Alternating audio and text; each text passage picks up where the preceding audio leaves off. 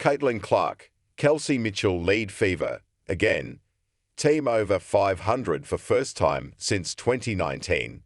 The Indiana Fever avenged their July loss to the Dallas Wings, beating them on their home court 100-93 for their 17th win of the season. The Fever are now 17-16 and stand at 6th in the WNBA standings, firmly in the playoff hunt. Here are 3 observations. Fever score. Indiana Fever vs Dallas Wings live score updates. Caitlin Clark stats. Highlights. Indiana gets a winning record in August for first time since 2016. It's been a long time coming for the Fever, 8 years to be exact. The Fever's win over the Wings gives them a 17-16 record. The first time they've had a winning record in August or later since 2016. Fever record. When was the last time the Indiana Fever were over 500?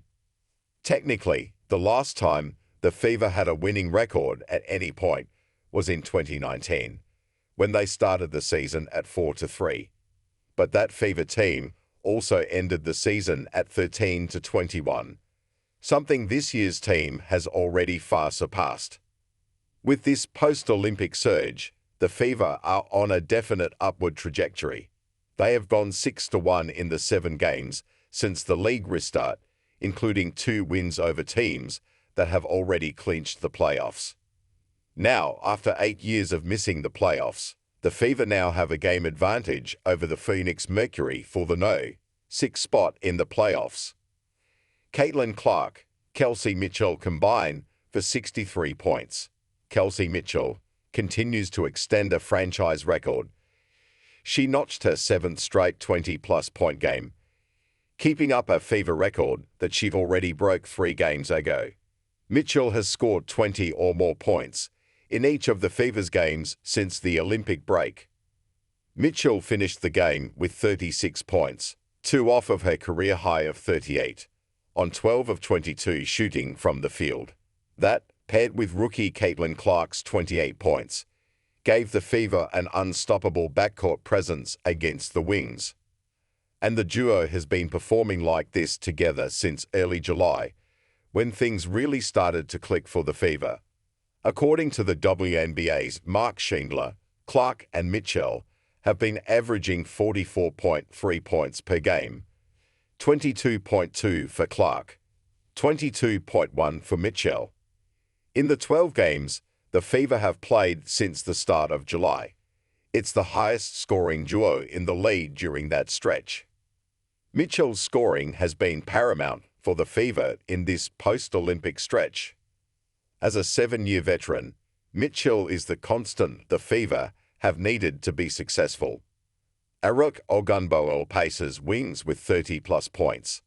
At one point in the first quarter, after Wings guard Arik Ogunbowale make her 4th three-pointer, Mitchell didn't have any words.